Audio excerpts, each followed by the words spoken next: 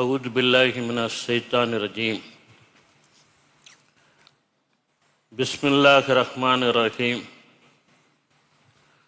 الحمد لله رب العالمين الرحمن الرحيم إن الله وملائكته يصلون على النبي يا أيها الذين آمنوا صلوا عليه وسلموا تسليما اللهم صل على سيدنا محمد وعلى آل محمد كما صليت على إبراهيم وعلى آل إبراهيم إنك حميد مجيد اللهم بارك على محمد وعلى آل محمد كما باركت على إبراهيم وعلى آل إبراهيم إنك حميد مجيد. மலேசிய திருநாட்டின் தலைநகராம் எழில்மிகு கோலாலம்பூரின் இதயமாக அமைந்திருக்கக்கூடிய பாரம்பரியமிக்க இந்த மஸ்ஜித் இந்தியா ஜும்மா பள்ளிவாசலில் சீரத்து நபி தொடர் சொற்பொழிவிலே பங்கேற்கக்கூடிய நல்ல வாய்ப்பை வழங்கிய வல்ல இறைவனுக்கு எல்லா புகழும் அல்ஹம்துலில்லாஹ். மகத்தான இந்த மஸ்ஜிதுடைய நிர்வாகிகளே, கண்ணியத்திற்குரிய உலமா பெருமக்களே, அன்பிற்கும் மரியாதைக்கும் உரிய பெரியோர்களே, தாய்மார்களே, அன்பர்களே, உங்கள் அத்துணை பேருக்கும் என் மனதிற்குள்ளே மழை பொழிகின்ற அன்பையும் நல்வாழ்த்துக்களை உரித்தாக்கிக் கொள்கின்றேன். அஸ்ஸலாமு அலைக்கும் வரஹ்மத்துல்லாஹி தஆலா வபரகாத்துஹு. இன்றைய பொழிவிலே அண்ணல் நபி ஸல்லல்லாஹு அலைஹி வஸல்லம் வகுத்த நெறியில் தாய்மொழி தேர்ச்சி என்கின்ற பொருண்மையிலே என்னுடைய உரை அமைகின்றது. இன்றைக்கு பேசப்பட வேண்டிய ஒரு தலைப்பு என்று நான் கருதுகிறேன். அதிலும் மலேசியாவிலே பேசப்பட வேண்டிய ஒரு தலைப்பு என்பது என்னுடைய தாழ்மையான கருத்து. நம்மையெல்லாம் இந்த மஜ்லிஸிலே ஒன்று கூட்டியிருப்பது, இங்கே ஒன்று சேர்த்திருப்பது இரண்டு விடயங்கள் தான். ஒன்று, நாமெல்லாம் ஏகத்துவ கொள்கையை ஏற்றுக்கொண்ட இஸ்லாமியர்கள் என்று சொல்லக்கூடிய ஒரு காரணம். மற்றொன்று, நாமெல்லாம் தாய்மொழியாக தமிழை பேசுகிறோம் என்பதுதான். இஸ்லாமும் தமிழும் தான் நம்மை இங்கே ஒன்று கூட்டியிருக்கிறது, ஒருங்கிணைத்திருக்கிறது.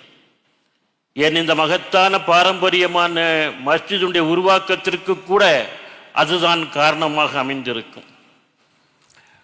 இங்கே அமைந்திருக்கக்கூடிய தமிழ் முஸ்லீம்கள் பங்கேற்கக்கூடிய பல அமைப்புகள், இயக்கங்கள் என்று எதை எடுத்துக்கொண்டாலும் இஸ்லாமும் தமிழும் தான் அதற்கு வேர்க்காரணமாக அமைந்திருக்கும். எனவே மார்க்கத்தின் அடிப்படையிலும் தாய்மொழியின் அடிப்படையிலும் தான் நாம் இங்கே ஒருங்கிணைந்து ஒன்று கூடி வாழ்ந்து கொண்டிருக்கின்றோம். எனவே தாய்மொழி என்று சொல்லக்கூடியது ஒரு சமூகத்தினுடைய ஒரு பண்பாட்டு அடையாளம். அந்த அடையாளத்தை தொலைத்து விடுகின்ற சமூகம் தன்னுடைய அசலை இழந்து விடுகிறது என்பதுதான் நிதர்சனமான உண்மை. எனவே ஒரு தாய்மொழி நேசம் குறித்தும் தாய்மொழியில் நம்முடைய பயிற்சியும் தேர்ச்சியும் எப்படி இருக்க வேண்டும் என்பது குறித்தும் கொஞ்சம் சிந்தித்து பார்க்கக்கூடிய ஒரு பொருண்மையாக இந்த தலைப்பு அமைந்திருக்கின்றது. அரபு சமூகத்தை சார்ந்தவர்கள் இரண்டு விஷயங்களை பெருமையாக கருதினார்கள். ஒன்று, கலப்பில்லாத அரபு மொழியை, தாய்மொழியை பேசுவது. மற்றொன்று, தங்கள் குழந்தைகளுக்கு தாய்ப்பால் கொடுப்பது. இரண்டையும் ஒரு சமூகத்தினுடைய பெருமையாக அரபுகள் அந்த காலத்திலே கருதினார்கள். கலப்பில்லாத தூய அரபு மொழியை பேச வேண்டும் என்பதற்காக வேண்டியே பிற மொழி பேசக்கூடியவர்கள் வியாபாரம் வர்த்தகத்திற்காக வேறு காரணங்களுக்காக வந்து கூடுகின்ற மக்கா போன்ற பெரும் பகுதிகளிலே வாழுகின்ற அரபுகள் என்ன செய்தார்கள்? தங்களுடைய குழந்தைகளை அந்த பகுதியில் வளர்க்காமல் சின்னஞ்சிறு வயதிலே கிராமங்களிலே வளர்த்தார்கள். மக்கா போன்று எல்லா மொழி பேசக்கூடியவர்களும் கூடுகின்ற ஒரு பகுதியிலே குழந்தைகள் வளர்ந்தால் பிறமொழி கலப்போடு தங்களுடைய பேச ஆரம்பித்து பழகி விடுவார்கள் என்கிற காரணத்தினால் கிராமங்களிலே அந்த பிறமொழி கலப்பில்லாமல் தூய அரபு மொழியை பேசுவார்கள். எனவே கிராமங்களிலே குழந்தைகளை வளர்த்தார்கள் என்று சொல்லக்கூடிய வரலாறை பார்க்கின்ற பொழுதுதான் தாய்மொழியை மிகச்சரியாக எந்த கலப்பும் இல்லாமல் மிகச்சரியாக பேசி பிள்ளைகள் வளர வேண்டும் என்பதிலே அந்த சமூகம் காட்டிய அக்கறை என்பது இங்கே வெளிப்படுகிறது. அதுபோன்று தங்களுடைய பிள்ளைகளுக்கு குழந்தைகளுக்கு தாய்ப்பாலூட்டுவதை மிக பெருமையாக அவர்கள் கருதினார்கள். அல் குர்ஆனிலே வல்ல இறைவன் சொல்கின்றான், 2 ஆண்டுகள் பாலூட்ட வேண்டும் என்று சொல்லக்கூடிய ஒரு நிபந்தனையை சொல்லி காட்டுகின்றான். சில நேரங்களிலே உடல்நிலை சூழல்கள் காரணமாக தாய்ப்பால் கொடுக்க முடியாத ஒரு சூழல் அந்த தாய்க்கு ஏற்பட்டால் வாடகைக்கு தாய்மார்களை அமர்த்தி வேறு குழந்தைகளை அந்த காலத்திலே பெற்றிருக்கக்கூடியவர்களிடம் தங்கள் குழந்தைகளை கொடுத்து தாய்ப்பால் ஊட்ட செய்வார்கள் என்று சொல்லக்கூடியதான் அந்த சமூகம் அதில் காட்டிய மிகுந்த ஈடுபாடு. பெருமானார் நபிகள் நாயகம் ஸல்லல்லாஹு அலைஹி வஸல்லம் அவர்கள் சொன்னார்கள், ஒட்டகத்தின் மீது பயணம் செய்கின்ற பெண்களிலே குறைசி குலத்து பெண்கள் உயர்ந்தவர்கள். ஒட்டகத்தின் மீது பயணம் செய்கின்ற பெண்களிலே குறைசி குலத்து பெண்கள் உயர்ந்தவர்கள். ஏனென்றால் அவர்கள் தங்கள் குழந்தைகளுக்கு தாய்ப்பால் கொடுக்கக்கூடியவர்களாக இருக்கிறார்கள் என்று பெருமானார் சொல்லி காட்டினார்கள். இதே ஒரு தாய்மையினுடைய பெண்ணினுடைய பெருமை என்று சொல்லக்கூடியதாகவே அந்த சமூகம் தாய்ப்பால் கொடுப்பதை அன்றைக்கு கருதியது. தாய்ப்பால் கொடுக்கின்ற காரணத்தினால் வளர்கின்ற அந்த குழந்தைக்கு உடல் கூறு ரீதியாக மிக அருமையான நன்மைகள் விளைகின்றன. அந்த வயதுக்குரிய எல்லா சத்தும் தாய்ப்பாலிலே கிடைத்து விடுகின்றது. குறிப்பாக எலும்பு வளர்ச்சிக்கான ஊக்கத்திற்கான அந்த கால்சியம் என்று சொல்லக்கூடிய சத்து தாய்ப்பாலில் அதிகமாக இருக்கின்றது. வளர அது என்ன ஆச்சரியம் என்று சொன்னால் 1 மாதம் 2 மாத குழந்தைகளுக்கு கால்சியம் சத்து குறைவாக தான் இருக்குமா தாய்ப்பாலில். அது குழந்தை வளர வளர தாய்ப்பாலில் கால்சியம் சத்து கூடுமா. இறைவன் எப்படி ஏற்பாடு பண்ணிருக்கான் பாருங்க. ஏன்னா டைஜஷன் ஜீரண பிரச்சனை வந்துடக்கூடாது இறைவன் படிப்படியாக தாய்ப்பாலே அந்த சுண்ணாம்பு சத்தை கூட்டுகிறான் என்று இன்றைக்கு ஆய்வாளர்கள் சொல்லுகிற பொழுது இறைவனுடைய அருட்கொடை கருணை மகத்தானது. அந்த குழந்தைக்கான வளர்கின்ற பொழுதே அந்த இம்யூனைசேஷன் என்று சொல்லக்கூடிய நோய் எதிர்ப்பு சக்தியை தாய்ப்பால் கொடுத்து விடுகிறது. ஆனால் ஒரு விஷயம் என்ன என்றால், தாய்ப்பாலால் குழந்தைக்கு ஏற்படக்கூடிய நன்மையை விட தாய்க்கு அதிக நன்மை ஏற்படுகிறது. குழந்தை பெறுகின்ற பொழுது அந்த இரத்தப்போக்கு ப்ளீடிங் இருக்குமே, அது தாய்ப்பால் கொடுக்கின்ற காரணத்தினால்தான் மிக விரைவாக கட்டுப்பட்டு நார்மல் நிலைக்கு வருகிறது என்று சொல்கிறார்கள் மருத்துவர்கள். தாய்ப்பால் கொடுக்கிற போது அந்த மார்பகத்திலே அந்த குழந்தை வாய் வைத்து உறிஞ்சுகிறது ஏற்படுகின்ற அந்த உணர்ச்சி தூண்டுதலின் காரணமாக மிக விரைவாக அந்த இரத்தப்போக்கு கட்டுப்பாட்டுக்கு வருகிறது. அது மட்டுமல்ல, தாய்ப்பால் கொடுக்கிற காரணத்தினால்தான் ஒரு தாய்க்கு கர்ப்பத்தின் போது விரிவடைந்திருந்தக்கூடிய அந்த கர்ப்பப்பை வேகமாக சுருங்குகிறது என்று சொல்லுகிறார்கள். ஒரு சின்ன எடை உள்ளதுதான் அந்த கர்ப்பப்பை. 3-4 கிலோ அளவுக்கு உள்ள ஒரு குழந்தையை தாங்கக்கூடிய அளவுக்கு விரிகிற பொழுது தாய்ப்பால் கொடுக்கக்கூடிய தாயாக இருந்த அவளுடைய கர்ப்பப்பை வயிறு மிகச் சீக்கிரமாக சுருங்கி விடுகிறது என்று சொல்கிறார்கள். அது மட்டுமல்ல, இயற்கையாகவே தாய்ப்பால் கொடுத்தல் என்று சொல்லக்கூடியது குழந்தைக்கான அடுத்த குழந்தை தள்ளிப்போவதற்கான இயற்கையான ஒரு கருத்தரித்தலை தள்ளிப்போடக்கூடிய ஒரு கருத்தடை விஷயமாக அமைந்திருக்குன்னு சொல்கிறாங்க. 2 ஆண்டுகள் பால் ஊட்டினாள் என்று சொன்னால் 2 ஆண்டுகளும் அவளுக்கு கருப்பிடிக்காது. என்ன அற்புதம் பாருங்கள். எனவே ஒரு சமூகம் என்று சொல்லக்கூடியது தாய்மொழியை தளப்பில்லாமல் பேசுவதற்கும் தாய்ப்பால் கொடுப்பதற்கும் அவ்வளவு முக்கியத்துவம் கொடுத்திருக்கிறார்கள் என்று சொன்னால் அந்த சமூகம் ஒரு அற்புதமான முன்னோடி சமூகமாக இருக்கிறது என்பது அர்த்தம். அந்த சமூகத்திலே பிறந்து வளர்ந்த பெருமானார் நபிகள் நாயகம் ஸல்லல்லாஹு அலைஹி வஸல்லம் அவர்கள் நமக்கு இந்த அற்புதமான விஷயங்களை கற்றுத் தந்திருக்கிறார்கள். ஒரு மொழியை, தாய்மொழியை எப்படி நேசிக்க வேண்டும், அந்த மொழியை எப்படி பேச வேண்டும், எழுத வேண்டும், அதில் ஆர்வம் செலுத்த வேண்டும் என்பதையெல்லாம் அவர்கள் வாழ்க்கையிலே நமக்கு முன்மாதிரியாக கற்றுத் தந்திருக்கிறார்கள். ஒரு மொழி எப்படி உருவாகிறது என்று பேசுகிற பொழுது முதலில் ஒரு மொழியில் ஒலிக்குறிப்புகள் தான் உருவாகும். நம்ம சாதாரண ஒலிக்குறிப்புகளே பேசுறோம் இல்ல, ஏய் வா போ, இதுதான் இந்த சின்ன சின்ன ஒலிக்குறிப்புகள். அப்படிலாம் சொல்றோம் ஒரு எச்சரிக்கைக்கு. இந்த ஒலிக்குறிப்பில் தான் ஆரம்பத்திலே மனிதன் பேச ஆரம்பித்தான். அதன் பிறகு ஒலிக்குறிப்புகளோடு சைகைகளை, பாவனைகளை வெளிப்படுத்தினான்.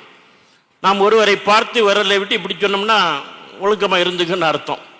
அப்படி பாவனையில் ஒரு சவுண்ட் விட்டு கூப்பிட்டோம்னா வான்னு அர்த்தம். இந்த பாவனையும் ஒலிக்குறிப்பும் சேர்ந்து தான் கம்யூனிகேஷன் வெளிப்பாட்டுக்கான, தகவல் தொடர்புக்கான ஆரம்பத்தில் மொழியாக அமைந்திருந்தது. அதன் பிறகுதான் அந்த ஒலிக்குறிப்புகள் எழுத்துக்களாக உருவாக ஆரம்பித்து, அந்த எழுத்துக்கள் சொற்களாக உருவாக ஆரம்பித்து, சொற்கள் வாக்கியங்களாக உருவாக ஆரம்பித்து, ரொம்ப பிற்காலத்தில் தான் நூற்றாண்டுகள் கடக்கத்தான் ஒரு மொழிக்கு வரி வடிவமும் எல்லா விஷயங்களும் தீர்மானம் செய்யப்பட்டது. இதான் அந்த மொழியினுடைய உருவாக்கம் குறித்து பேசுகிற பொழுது, அரபு மொழியினுடைய ஆரம்ப கட்டம் என்று பேசுகிற பொழுது, அதை யார் உருவாக்கினார்கள், முறைப்படுத்தினார்கள் என்று பேசுகிற பொழுது, யமன் நாட்டின் தந்தை என்று அன்றைக்கு பேசப்பட்ட ஹெஹ்ரப் பின் கஹ்தான் என்று சொல்லக்கூடியவர் தான் முதலாக அரபு மொழியை முறையாக உருவாக்கியவர் என்று பேசுகிறார்கள். யமன் நாட்டின் தந்தை கஹ்தான் என்று சொல்லக்கூடியவர் தான் உருவாக்கினார்கள் என்று வரலாறு பேசுகிறது. இவர்கள் அப்படி உருவாக்கி அந்த மொழியில் பேசியவர்களை அன்றைக்கு என்ன சொன்னார்கள்? அல் அரபுல் ஆரியா, கலப்பிடமில்லாத பூர்வீக குடிகள் என்று சொல்லி காட்டினார்கள். அல் அரபுல் ஆரியா என்று அந்த சமூகத்தை, அந்த மொழியை பேசிய சமூகத்தை அன்றைக்கு சொல்லி காட்டினார்கள். கலப்பில்லாத பூர்வீக குடிகள் என்று பேசினார்கள். அந்த குடியில் பேசிய அரபு மொழியை பேசியவர் தான், அந்த பாரம்பரியத்தினுடைய வழித்தோன்றல் தான் இஸ்மாயில் அலைஹிஸ்ஸலாம் அவர்கள். நம்முடைய மூதாதையாக இருக்கக்கூடிய அவருடைய வழித்தோன்றல்கள் தானே நாம். மூதாதையாக இருக்கக்கூடிய இஸ்மாயில் அலைஹிஸ்ஸலாம் அவர்கள் அந்த வழித்தோன்றல் என்று வரலாறு என்ன செய்கிறது, பதிவாகிறது என்பதை பார்க்கிறோம். அரபி என்று சொன்னாலே தெளிவான பேச்சு, வெளிப்படையான மொழி என்றுதான் அதற்கு அர்த்தம். தெளிவான பேச்சு, வெளிப்படையான மொழி என்று அர்த்தம். அரபு என்று ஒரு இனத்தை குறிப்பிட்டால் பேச தெரிந்தவர்கள், சொல்ல தெரிந்தவர்கள் என்று அதற்கு பொருண்மையாக இருக்கிறது. அந்த மொழிக்கு என்ன அழகான ஒரு பெயரை வைத்திருக்கிறார்கள் பாருங்கள், விளக்கத்தை. எனவே நபி ஸல்லல்லாஹு அலைஹி வஸல்லம் அவர்கள் தன்னுடைய தாய்மொழியான அரபு மொழியை நேசிப்பதற்கு 2 காரணங்களை சொன்னார்கள். ஒன்று, அரபு மொழி வல்ல இறைவனுடைய அருள் வேதமாம் அல் குர்ஆன் இறங்கிய மொழி, அதனால் அரபு மொழியை நான் நேசிக்கின்றேன். இரண்டாவது, அது என்னுடைய தாய்மொழி என்று சொல்லி காட்டினார்கள். இந்த 2 காரணங்களுக்காக வேண்டி நான் என்னுடைய அரபு மொழியை அதிகமாக நேசிக்கிறேன் என்று பெருமானார் நபிகள் நாயகம் ஸல்லல்லாஹு அலைஹி வஸல்லம் அவர்கள் சொல்லி காட்டினார்கள். ஒரு தடவை தன்னுடைய தோழர்களோடு அமர்ந்திருக்கின்றார்கள். அப்பொழுது முன்னால் பேரித்தங்கனிகள், மாதுளங்கனிகள், இன்னும் பல்வேறு விதமான கனிகள் எல்லாம் அப்படியே பரப்பி வைக்கப்பட்டிருக்கிறது. அதை எல்லோரும் பகிர்ந்து உண்டு கொண்டிருக்கிறார்கள். தேன் வேறு வைக்கப்பட்டிருக்கிறது. பேரித்தங்கனி எடுத்து தேன் வேறு சொட்டு சாப்பிட்றாங்க.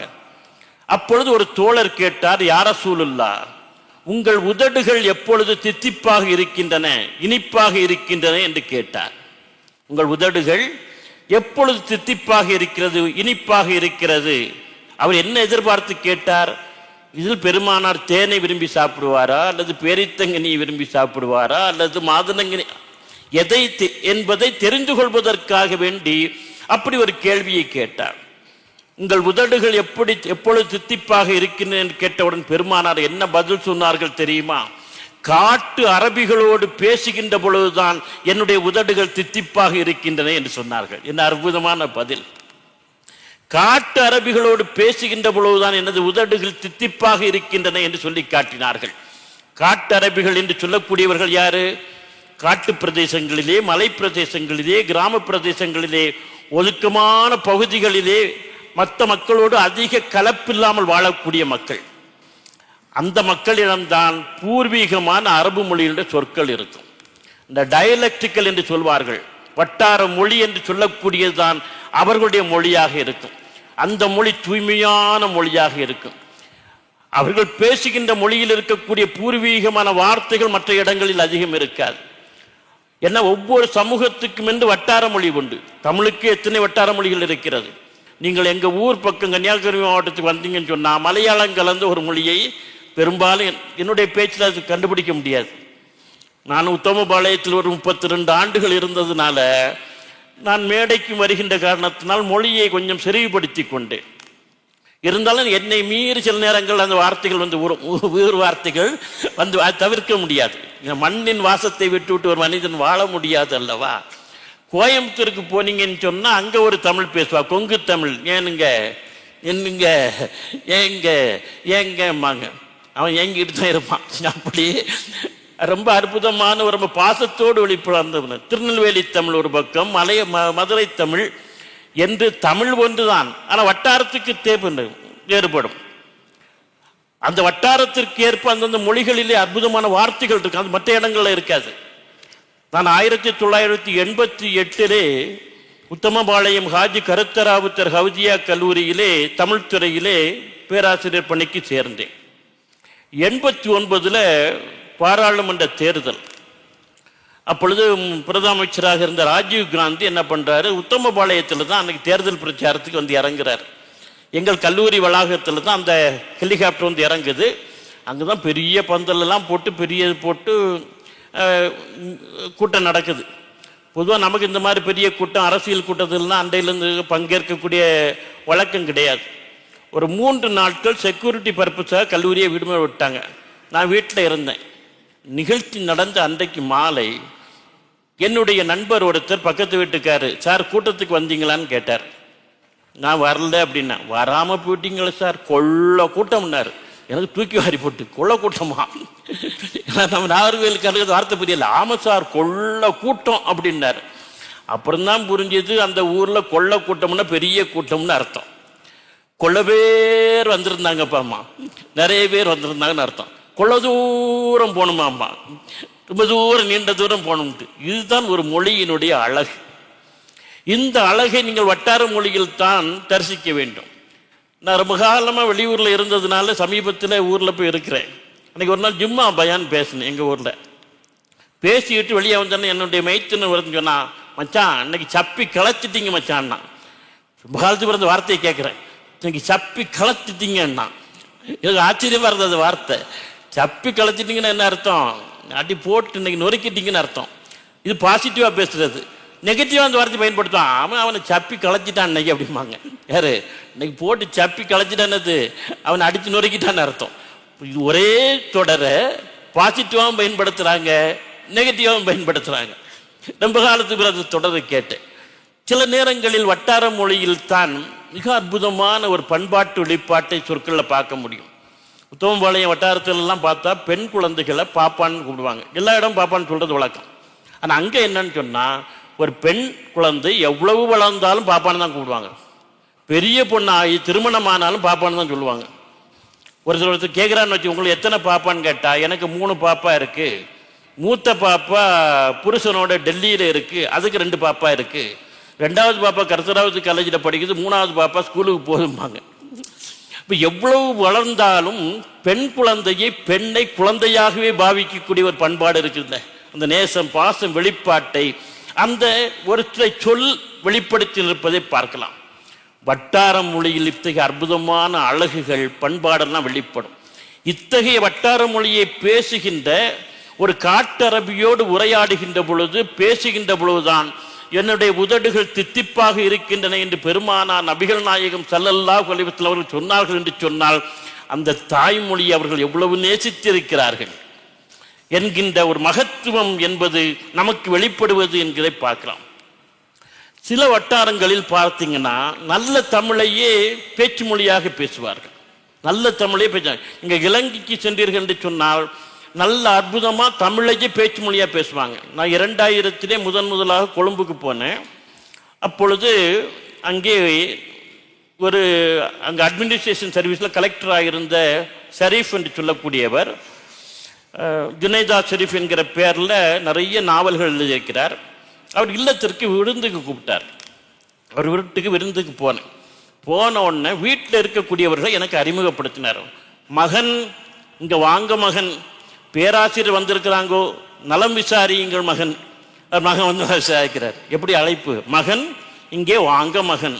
நம்ம எப்படியா இன்னைக்கா கூப்பிட்டுருக்கோம் அப்படி பிள்ளைகளை மகனேன்னு கூட கூப்பிட்டுக்கிட்ட. மலையாளத்தில் கூட நம்மகிட்ட இருந்து கடன் வாங்கிட்டு மோனே மோளேங்கிறாங்க. ஆனால் மகளே மகளே என்று கூப்பிட்றதில்லை. ஆனால் எங்கள் ஊரில் பார்த்தீங்கன்னு சொன்னால் மக்களே மக்களே என்று பிள்ளைகளெல்லாம் கூப்பிடுவாங்க. அழகு பிரிய மாட்டு. மகன் இங்கே வாங்க மகன், பேராசிரியர் வந்திருக்கிறாங்கோ, நலம் விசாரியுங்கள் மகன். அடுத்து மகள் இங்கே வாங்க மகள், பேராசிரியர் வந்திருக்கிறாங்க, நலம் விசாரியுங்கள் மகள். எல்லாம் சரி. அடுத்து ஒருத்தர் கூப்பிட்டாரு பாருங்க, பேரர் இங்கே வாங்க பேரர். நான் குடுன்னு ஒரு போய் ஓடி வந்தான். வந்து என் மடியிலே ஏறி உட்காந்துக்கிட்டான். சே, தமிழை இப்படி பேசினா என்ன அழகு, என்ன மரியாதை இல்லையா அப்படின்னு நினச்சிக்கிட்டு நம்மளும் இன்னும் இப்படித்தான் பேசணும். தமிழ் பேராசிரியராக இருந்துக்கிட்டு இனிமேல் இப்படி பேசலைன்னா சரியில்லைன்ட்டு ஒரு முடிவோடு நான் வீட்டுக்கு வந்தேன். வந்து வீட்டு வாசலில் ஏறின உடனே மகன் இங்கே வாங்க மகன் அப்படின்னு என் பையனை ஒரு சைஸாக பார்த்தான். நல்லா தானே இவன் போனான் அங்கேருந்து.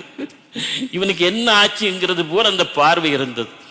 நல்ல தமிழில் பேசினாலேயே வித்தியாசமாக பார்க்கக்கூடியவர்களாக நம்முடையவர்கள் இன்றைக்கு மாறி போனார்கள். ஒரு மொழி என்று சொல்லக்கூடியது ஒரு மனிதனுடைய அற்புதமான ஒரு விஷயம். தாய்மொழிக்கு நிகராக இன்னொரு மொழியை நீ எந்த தளத்திலும் கொண்டு வந்து நிகராக நிச்சய முடியாது, வைத்துவிட முடியாது என்பதுதான் பெருமானாருடைய மொழி நேசம் என்பது நமக்கு வெளிப்படுத்தி காட்டுகிறது. அரபுகளிடம் மொழி சார்ந்த ஒரு கர்வம் இருந்தது, எல்லாருக்கும் தெரியும் இல்லையா? ஏன்னா அரபின்னு சொன்னால் நாங்கள் மட்டும்தான் பேச தெரிந்தவர்கள். நாங்கள் மற்றவர்கள் வேற மொழிகளை பேசக்கூடியவர்களே அஜமி அப்படின்னாங்க. ஊமைகள், பேச தெரியாதவன் சொன்னாங்க. இந்த மாதிரி உலகத்தில் மொழி வெறியோ அல்லது மொழி கர்வம் உடையவர்கள் யாருமே இருந்ததில்லை. அரபி பேசினா தான் அவன் பேச தெரிஞ்சவன், மற்ற மொழிகளை பேசினா அவன் பேச தெரியாத ஊமைகள் அப்படின்னா அஜமி அப்படின்ட்டாங்க. அதற்கு ஒரு காரணம் உண்டு. என்ன காரணம் என்று சொன்னால், அரபியில் இருப்பது போன்று சொல் வளம், லெக்சிக்கன் வேல்யூஸ் உலகத்தில் எந்த மொழியிலும் கிடையாது. எந்த மொழியிலும் இருப்பது போல சொல் வளம் அரபியில் இருப்பது போல உலகத்தில் எந்த மொழியிலும் கிடையவே கிடையாது. லரப என்று சொல்லக்கூடிய ஒரு சொல்லுக்கு 26 பொருள் இருக்கின்றது. ஐனுக்கு 30 பொருள் இருக்கின்றது. மேகத்தை குறிப்பிடுவதற்கு 50 வார்த்தைகள் இருக்கின்றன. மழையை குறிப்பிடுவதற்கு 64 வார்த்தைகள் அரபியிலே இருக்கின்றன. கிணற்றை குறிப்பிடுவதற்கு 88 சொற்கள், நீரை குறிப்பிடுவதற்கு 170 சொற்கள், பாம்பை குறிப்பிடுவதற்கு 200 சொற்கள், சிங்கத்தை குறிப்பிடுவதற்கு 630 சொற்கள், வாளை குறிப்பிடுவதற்கு வாளை குறிப்பிடுவதற்கு 1000 சொற்கள், ஒட்டகத்தை குறிப்பிடுவதற்கு 1000 சொற்கள். இதெல்லாம் ஆய்வில் சொல்லக்கூடிய விஷயம். இந்த மாதிரி சொல்வளம், லெக்சிக்கன் வேல்யூஸ் வேற உலகத்தை எந்த மொழிக்கும் கிடையாது. அது மட்டுமல்ல, அவர்கள் கவிதையில் கொடிகட்டி பிறந்தார்கள். எனவே என்ன செய்தாங்கன்னு சொன்னா, இலக்கிய வளம் இருந்தது. எனவே இயல்பாகவே மொழி சார்ந்த ஒரு கர்வம், நாங்கள் தான் தூய்மையா பேசக்கூடியவர்களாக இருக்கிறோம், இப்படிப்பட்ட சொல்வளம் இருக்கு என்று ஒரு கர்வம் என்று சொல்லக்கூடியது மற்ற மொழிகளை இரண்டாம் பட்சமாக பேசுகின்ற ஒரு மனநிலையை அவர்களுக்கு ஏற்படுத்தியிருந்தது. ஆனால் பெருமானார் நபிகள் நாயகம் ஸல்லல்லாஹு அலைஹி வஸல்லம் அவர்கள் இந்த கர்வத்தை உடைத்து எறிந்தார்கள். மொழியின் காரணமாக ஒரு மனிதன் இன்னொரு மனிதனை விட உயர்ந்தவனாகிவிட முடியாது. நிறத்தின் காரணமாக ஒரு மனிதன் இன்னொரு மனிதனை விட உயர்ந்தவனாகிவிட முடியாது என்று இறுதி ஹஜ் உரையிலே, அரஃபா உரையிலே அந்த ஹஸ்வா ஒட்டகத்தின் மீது இருந்து கொண்டு கம்பீரமாக அவர்கள் பிரகடனப்படுத்துகிறவர்கள் சொன்னார்கள், அரபியை விட அஜமி உயர்ந்தவன் அல்ல, அஜமியை விட அரபி உயர்ந்தவன் அல்ல. உயர்வு உண்டு என்று சொன்னால் அது தக்வா என்கின்ற இறையச்சத்தின் அடிப்படையில் தான் ஒரு மனிதனுடைய உயர்வு தீர்மானிக்கப்படுகிறது என்று பிரகடனப்படுத்தினார்கள். எனவே நாம் எந்த மொழியையும் தாழ்வாகவோ நம்மை விட குறைவாகவோ கருதக்கூடாது. இதுதான் பெருமானா கற்றுத்தந்த விஷயம். ஏன்னா எல்லா மொழிகளுக்கும் ஒரு மதிப்பு இருக்கும், நிறைய வேல்யூஸ் விழுமியங்கள் அந்த மொழியில இருக்கும். வாய்ப்பு இருந்தால் பன்மொழிகளை கற்க வேண்டும், அதிலிருந்து பெற்றுக்கொள்ள வேண்டும். ஆனால் தாய்மொழியை புறக்கணித்து விட்டு இன்னொரு மொழியை கற்றுக்கொள்வது என்று சொல்லக்கூடியது பெருமானார் காட்டி தந்த வழி அல்ல என்பதை நாம் என்ன செய்ய வேண்டும், உணர வேண்டும். தாய்மொழி சார்ந்த உச்சரிப்பு இருக்குது, ப்ரொனன்சியேஷன், இதற்கு எவ்வளவு முக்கியத்துவம் கொடுத்திருக்கிறார்கள், பெருமானார் எவ்வளவு முக்கியத்துவம் கொடுத்திருக்கிறார். ஒரு வாய்மொழியை வாசிக்கிற பொழுது அதை செம்மைப்படுத்த வேண்டும் என்பதில் அதிகமான கவனத்தை பெருமானார் நபிகள் நாயகம் ஸல்லல்லாஹு அலைஹி வஸல்லம் அவர்கள் கொடுத்திருக்கிறார்கள் என்பதை என்ன செய்கிறோம், நாம பார்க்கிறோம். தமிழில் கூட காலந்தோறும் ஒரு மொழி என்ன செய்யும், எழுத்து வடிவத்தில் மாற்றங்களை அடைத்தான் செம்மைப்பட்டு வரும்.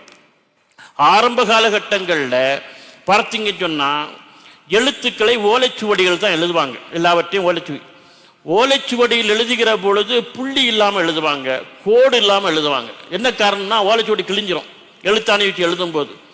கல்வெட்டுக்களில் எழுதுகிற பொழுது புள்ளி வைத்தோ கோடு போட்டு எழுத முடியாது, அது ஒரு மாதிரி செதுக்கி எழுதுங்கன்னா வட்டெழுத்தில் எழுதுவாங்க. அதனால புள்ளி, நீங்கள் ஓலைச்சுவடியை படித்தா புள்ளி இல்லாமல் தான் இருக்கும். அதன் பிறகு கிறிஸ்தவர்கள் வருகைக்கு பின்னால் தான் அச்சு இயந்திரம், பேப்பர் எல்லாம் அதிகமாக வந்த பிறகுதான் இன்றைக்குள்ள எழுத்து சீர்திருத்தங்கள் வந்தன. அதை செய்தவர் வீரமாமுனிவர் தான் முதலில் செய்தார். ஆ குறில் இருக்கிறது என்றால் ஆ நெடிலுக்கு ஆக்கு மேலே ஒரு புள்ளி வச்சிருப்பாங்க, அதான் பழைய எழுத்து. ஈ குறில் ஈக்கு மேலே ஒரு புள்ளி வச்சா ஈ நெடில், ஏ குறில் ஏக்கு மேலே ஒரு புள்ளி வச்சா ஏ நெடில், இப்படி தான் எழுதுவாங்க உயிரெழுத்துக்களை எல்லாம். வீரமாமுனிவர் தான் என்ன செய்தார், அந்த புள்ளியை எடுத்துக்கிட்டு, ஏன்னா இப்போ டெக்னாலஜி வந்துருச்சு, பேப்பரில் எழுத முடியும். அதனால என்ன பண்ணாருன்னு சொன்னா ஆ நெடிலுக்கு கீழே ஒரு வளைவு, ஈக்கு என்ன செய்தாரு ஒரு துணைக்கால் போட்டு 2 புள்ளி வைக்கிறது, ஊக்கு என்ன செய்ய மேலே ஒரு லகரத்தை கொண்டு வந்து, ஏக்கு கீழே ஒரு கோடு, ஓக்கு ஒரு சுழிப்பு, நெடிலுக்கு என்று இந்த சீர்திருத்தத்தை தமிழில் செய்தவர் வீரமாமுனிவர், கிறிஸ்தவ பாதிரியார் தான். இன்றைக்கு நம்ம அந்த சீர்திருத்தத்தை தான் பின்பற்றி கொண்டிருக்கின்றோம். ஏன்னா ஒரு மொழி என்று சொல்லக்கூடியது நவீனங்கள் வர வர வர மாறிக்கொண்டே இருக்கும், எழுத்து வடிவத்தில் அந்த மாற்றம் நிகழ்ந்து கொண்டே இருக்கும் என்பதை என்ன செய்கிறோம், பார்க்கிறோம். அதே பிறகு தந்தை ஈவரா பெரியார் எழுத்து சீர்திருத்தத்தை செய்தார், முக்கியமான சீர்திருத்தம்.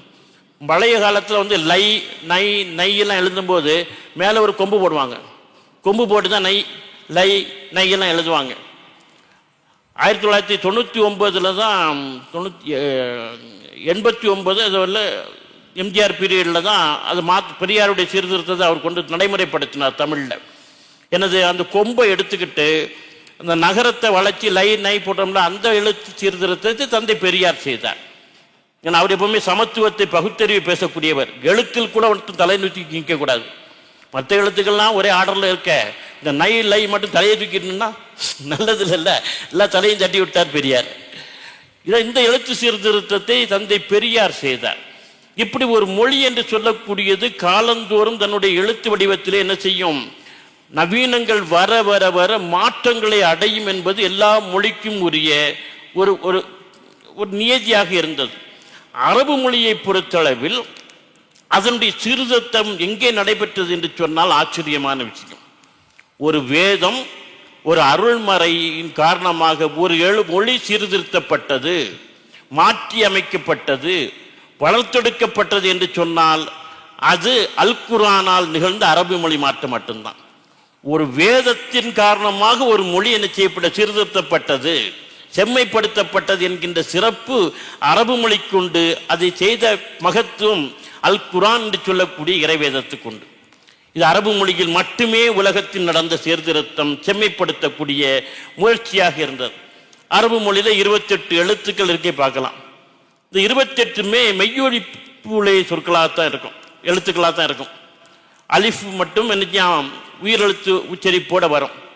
இதனால் பல சிக்கல்கள் பின்னால எழுத்து வடிவத்தில் இருந்தது. நிறைய வடிவங்கள் குர்ஆனை முதல்ல மக்களிடம் கொண்டு போய் சேர்க்கிற பொழுது அவரவர்கள் என்ன செய்தார்கள், இந்த உயிரெழுத்துக்கள் அதிகம் இல்லாத காரணத்தினால் இஷ்டத்துக்கு ஓத ஆரம்பிச்சிட்டாங்க. அதாவது உஸ்மான் அலி அல்லாஹு தஆலா அவர்கள் காலத்தில் ஒரு போர் நடக்கிறது. போர் அணியில பல நாட்டினர் பங்கேற்கிறாங்க, சிரியா தேசத்தவர்கள், எகிப்து தேசத்தவர்கள், அரபுகள் எல்லாம் பங்கேற்கிறாங்க. அந்த போரணியில் பங்கேற்ற சில சஹாபாக்கள், மிக முக்கியமாக உசைபா ரலியல்லாஹு தஆலா அன்ஹு அவர்கள் ஒரு கவனத்துக்கு கொண்டு வராங்க. ஹஸ்ரத் உஸ்மான் அலி கலீஃபாவிடம் கொண்டு வந்து பேசுறாங்க, கலீஃபா அவர்களே, குர்ஆனை ஒவ்வொருவரும் ஒவ்வொரு விதமாக ஓதுகிறார்கள், ஒவ்வொரு வார்த்தையை ஒரு விதமாக உச்சரிக்கிறார்கள். சிரியாக்காரர்கள் ஒரு விதமாக, எகிப்துக்காரர் ஒரு விதமாக, நாம் ஒரு விதமாக உச்சரிக்கிறார்கள். இப்படியே விட்டோம் என்று சொன்னால் யூதர்கள் தங்களுடைய வேதத்தை இழந்தது போல, கிறிஸ்தவர்கள் தங்கள் வேதத்தை இழந்தது போல நாமும் இழக்க நேரிடும். எனவே உடனடியாக இந்த மொழி சார்ந்த ஒரு சீர்திருத்தத்துக்குள் திருக்குர்ஆன் தொகுக்கப்பட வேண்டும் என்று சொல்லக்கூடிய ஆலோசனையை உசைபா ரலியல்லாஹு தஆலா அன்ஹு அவர்கள் அன்றைக்கு கலீஃபா உஸ்மான் ரலியல்லாஹு தஆலா அன்ஹு அவர்களிடம் சொல்கிறார்கள். உடனே உஸ்மான் ரலியல்லாஹு தஆலா அன்ஹு அவர்கள் சபையை கூட்டி அன்றைக்கு இருந்த மூத்த நபித்தோழர்களை அழைத்து ஆலோசனைகள் எல்லாம் செய்து ஒரு முடிவு எடுத்து என்ன செய்தார்கள், அந்த சீர்திருத்தத்துக்கான ஏற்பாடுகளை செய்கிறார்கள். அப்பொழுது ஒரு மகத்தான ஒரு மொழியியல் அறிஞர் அன்றைக்கு என்ன செய்தார், அங்கே இருந்தார். அபுல் அஸ்வத் அத்வலி என்று சொல்லக்கூடியவர். இந்த அபுல் அஸ்வத் அத்வலி அவர்கள் தான் இந்த ஒலிக்குறியீடுகளை உருவாக்கினார். 9 ஒலிக்குறியீடுகள், சஃபர் சேர் நுக்குலாம் நம்ம போடுறோமே, இந்த ஒலிக்குறியீடுகளை எல்லாம் என்ன செய்தார், அபுல் அஸ்வத் அத்வலி என்று சொல்லக்கூடிய மிகச்சிறந்த மொழியியல் அறிஞர், அரபு மொழியிலே மிகப்பெரிய பாண்டித்யம் பெற்ற அவர்தான் இந்த ஒலிக்குறிப்புகளை எல்லாம், குறியீடுகளை எல்லாம் உருவாக்கினார். இந்த குறியீடுகளை வைத்துக்கொண்டு இனிமேல் எழுதினால் உச்சரிப்பில் என்ன செய்யாது, மாற்றம் வராது. எங்கே போனாலும் குர்ஆனை ஒரே மாதிரி உச்சரிப்போடு ஓதுவார்கள் என்ற நிலை வந்த பொழுது அதை செய்யக்கூடிய மகத்தான பணியை ஜெயித் இப்னு தாபித் ரலியல்லாஹு தஆலா அன்ஹு அவர்களிடம் ஹஜ்ரத் உஸ்மான் ரலியல்லாஹு தஆலா அன்ஹு அவர்கள் ஒப்படைத்தார்கள். ஹஜ்ரத் அபூபக்கர் ரலியல்லாஹு தஆலா அன்ஹு அவர்கள் காலகட்டத்திலே முதலாக திருக்குர்ஆன் தொகுத்து செம்மைப்படுத்தப்பட்ட பொழுதும் கூட ஜெயித் இப்னு தாபித் ரலியல்லாஹு தஆலா அன்ஹு அவர்கள் தான் அதற்கு தலைமை தாங்கினார்கள். உஸ்மான் ரலியல்லாஹு தஆலா அன்ஹு அவர்கள் ஒரு அற்புதமான வேலையை செய்தார்கள். அன்னை ஹப்ஸா ரலியல்லாஹு தஆலா அன்ஹு அவரிடம் ஒரு பிரதி இருந்தது, அபூபக்கர் காலத்துக்கு ஒரு பிரதி இருந்தது, ரசூலுல்லாஹ்வுடைய மனைவியார். அந்த பிரதியை வாங்கி ஜெயித் இப்னு தாபித் ரலியல்லாஹு தஆலா அன்ஹு அவரிடம் கொடுத்து அவருக்கு உறுதுணையாக ஆலோசனை சொல்வதற்கு மூத்த நபித்தோழர்கள் சிலரை நியமித்தார். அவருக்கு உடனே இருந்து பணியாற்றுவதற்கு 4 குறைசி இளைஞர்களை நியமித்தார். அதான் முக்கியம். 4 குறைசி இளைஞர்களை நியமித்தார். அப்துல்லா இப்னு 3 குறைசி இளைஞர்கள், அப்துல்லா இப்னு சுபைர், ஜயித் இப்னு ஆஸ், அப்துல் ரஹ்மான் இப்னு அல் ஹாரித் இப்னு ஹிசாம், இந்த 3 குறைசி இளைஞர்களை அவருக்கு முழு நேர உதவியாளராக நியமித்தார். நியமித்துவிட்டு ஒரு கண்டிஷன், நிபந்தனை, உங்களுக்கு குர்ஆனை உச்சரித்து எழுதுகிற பொழுது ஏதாவது ஒரு கருத்து வேறுபாடு வந்தது என்று சொன்னால் குறைசிகளுடைய உச்சரிப்பில் எழுதி கொள்ளுங்கள் என்று சொன்னார். இந்த குறைசி இளைஞர்கள் எப்படி உச்சரிக்கிறார்களோ அந்த உச்சரிப்பின்படி என்ன செய்யுங்க, எழுதி கொள்ளுங்க என்று சொன்ன. ஏன்னா குறைசிகளுடைய உச்சரிப்பு பூர்வீகமான உச்சரிப்பு, மொழி தூய்மையுடைய உச்சரிப்பா இருக்கும். எனவே உங்களிடம் கருத்து வேறுபாடு வந்தது என்று சொன்னால் குறைசிகளின் உச்சரிப்பின்படி எழுதி கொள்ளுங்கள் என்று ஒரு நிபந்தனை விதித்தார். அதற்காக வேண்டிய 3 இளைஞர்களை குறைசி இளைஞர்கள் நியமித்து காட்டினார். இவ்வளவு கண்ணும் கருத்துமாக ஒரு தாய்மொழியிலே ஒரு வேதம் என்ன செய்யப்பட்டது, தொகுக்கப்பட்டு இன்றைக்கு நம் கையில் கிடைக்கிறது. ஒரு புள்ளி கூட 1400 ஆண்டுகளாகியும் இன்னும் மாற்றப்படவில்லை. இது அல் குர்ஆனுடைய மகத்துவம் மட்டுமல்ல, ஒரு மொழியினுடைய மகத்துவமாகவும் அமைந்திருக்கின்றது. எழுதுவது என்பது மிக அற்புதமான விஷயம். பெருமானார் நபிகள் நாயகம் ஸல்லல்லாஹு அலைஹி வஸல்லம் அவர்கள் அழகாக எழுதுங்கள் என்று சொன்னார். அழகாக எழுதுவதற்கு அன்றைக்கு தூண்டினார். பெருமானார் மிஹ்ராஜுக்கு சென்று வந்த புதிதிலே மிஹ்ராஜில் கண்ட விண்வெளி பயணத்தில் கண்ட அனுபவங்களை எல்லாம் தோழர்களிடம் சொல்கிறார். அதில் ஒரு செய்தியை அபூதர் ரலியல்லாஹு தஆலா அன்ஹு அவர்கள் அறிவித்ததாக அனஸ் ரலியல்லாஹு தஆலா அன்ஹு அபூதர் சொன்னதாக சொல்கிறார். என்ன செய்தி? மிஹ்ராஜ் பயணத்தின் போது விண்ணுலகிலே, அந்த சொர்க்க உலகிலே அன்றைக்கு நான் வானவர்களில் சிலர் உட்கார்ந்து மனிதர்களுடைய விதிகளையும் மறுமை நாள் வரைக்குமான அவருடைய நியதிகளையும் எழுதுகோலால் எழுதி கொண்டிருந்த ஓசையை நான் கேட்டேன். அதன் பிறகுதான் எனக்கு தொழுகை கடமையாக்கப்பட்டது என்று பெருமானார் அறிவிக்கிறார்கள். புகாரி சஹீஹுல் புகாரில 349வது ஹதீஸ். அப்போ எழுதுகோலால் எழுதுகின்ற ஓசையை நான் செய்தேன், மிகராஜில் கேட்டேன். அதன் பிறகுதான் எனக்கு தொழுகை கடமையாக்கப்பட்டது என்று சொல்கிற பொழுது எழுத்துக்கான மதிப்பு என்ன என்பது புரியுது. நான் இதுக்கு முன்னால் இங்கே பேசுகிற பொழுது இந்த செய்தியை குறிப்பிட்டு காட்டினேன். இங்கே தொடர்புடையதுனால அதை சொல்ல வேண்டிய அவசியம் இருக்கின்றது. ஹஸரத் பிலால் ரலியல்லாஹு தஆலா அன்ஹு அவர்களை விடுதலை செய்து பெருமானாருக்கு இடம் அழைத்து வந்த பொழுது பிலாலுக்குரிய சிறப்புகளை எல்லாம் சொல்றாங்க. மிக அருமையான குரல், அதே போல நல்ல கொஞ்சம் படித்தவர், அறிவாளியாக அடிமை கருப்பர் அடிமையாக அறிவாளியாக இருக்கிறாரு. இன்னொரு மட்டுமல்ல, நல்ல அழகாக எழுதுவார் என்று சொல்றாங்க. உடனே அபூபக்கர் சித்திக் எல்லாத்தையும் நினைச்சாங்க, ஒரு எழுதுகோலை கொடுத்து எழுதுங்கிறாங்க. அவரு அந்த எழுதுகோலில் எழுதி பழக்கம் இல்லை. எழுதுகிறார், எழுதுகோளுடைய முனை என்ன செய்கிறது, அப்படி வளைந்து லேசாக ஒடியமா ஆயிடுச்சு. அபூபக்கர் அவர்கள் அந்த எழுதுகோலை வாங்கி சரி பண்றாங்க. சரி பண்ண முடியல. அப்பொழுது பெருமானார் சிரித்துக் கொண்டே சொன்னார், யா அபூபக்கர், ஒடிந்து போன எழுதுகோலை சரி செய்வதும் ஒன்றுதான், இடிந்து போன காபாவை புதுப்பித்து கட்டுவதும் ஒன்றுதான் என்று சொன்னார்கள். அப்படியானால் காபாவை புதுப்பித்து கட்டுவது என்று சொல்லக்கூடிய எவ்வளவு புனிதமானதோ அதுபோல எழுதுகோலை சரி செய்வதும் புனிதமானது. எழுத்து புனிதமானது. ஏன்னா ஒரு மொழியை வாழ வைப்பது, தக்க வைப்பது என்பது எழுத்தாக இருக்கிறது என்பதை பார்க்கிறோம். அன்றைக்கு பெருமானாருடைய காலகட்டத்திலே கத்தே கூபி என்று சொல்லக்கூடிய கூஃபாவின் மக்கள் பயன்படுத்திய எழுத்தை தான் எழுதுவதற்கு என்ன செய்தார்கள், கத்தே கூபியை தான் என்ன செய்தாங்க, அன்றைக்கு பயன்படுத்தினார்கள். அழகான கையெழுத்துக்களிலே அது எழுதுங்கள் என்று பெருமானார் சொன்னார்கள்.